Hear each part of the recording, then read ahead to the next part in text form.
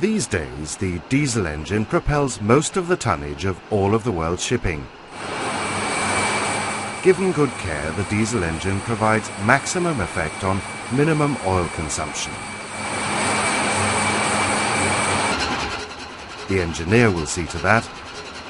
At the moment, he's checking the temperatures of the exhaust gas and the cooling water.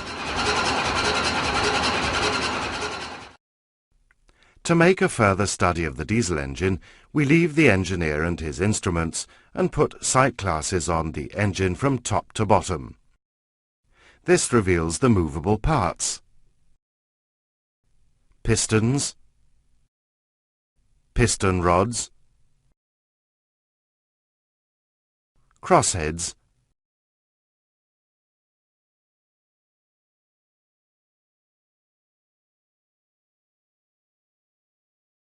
and connecting rod and crankshaft.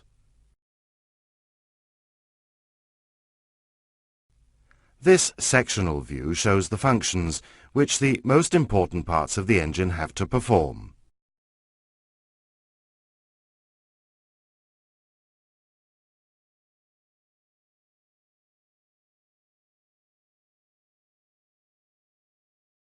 In the upper part of the cylinder, an amount of fuel oil is burned, which causes the temperature, and thus the pressure, to rise in the combustion space. The gas pressure acts on the piston, from which the force is transmitted through the piston rod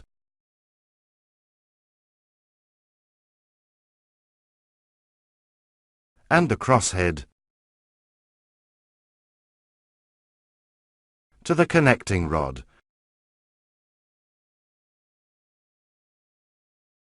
and results in a torque.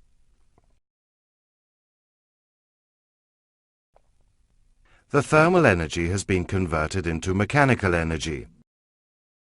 In any given piston position during the working stroke, the crosshead is exposed to a vertical force from the piston rod, and a force in the direction of the connecting rod, which together result in a horizontal force. This horizontal force must be transmitted to the engine frame, and for this purpose the crosshead is provided with slide shoes supported on vertical surfaces, the guide bars on the engine frame.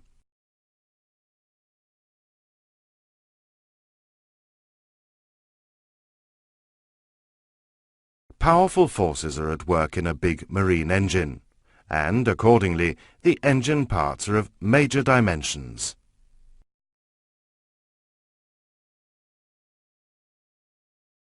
To provide sealing against the high pressures, the piston is fitted with piston rings.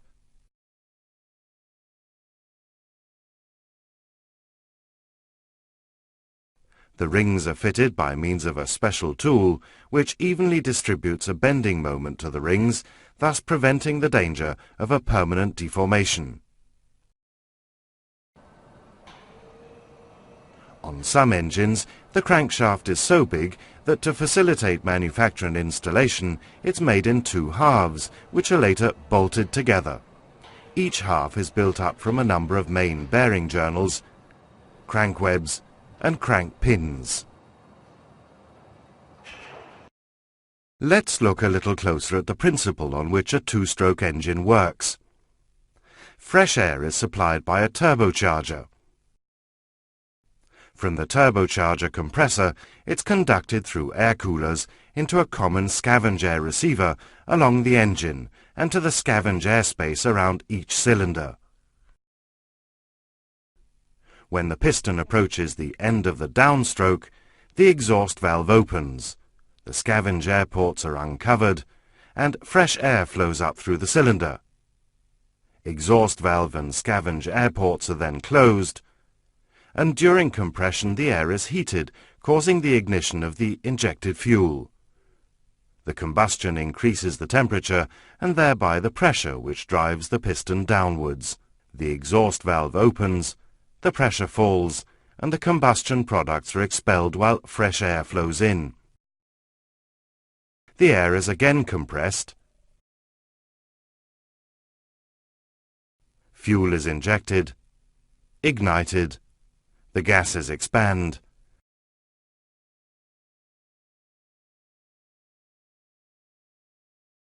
the exhaust valve opens, then the scavenge air ports, the cylinder scavenged, and the cycle is repeated.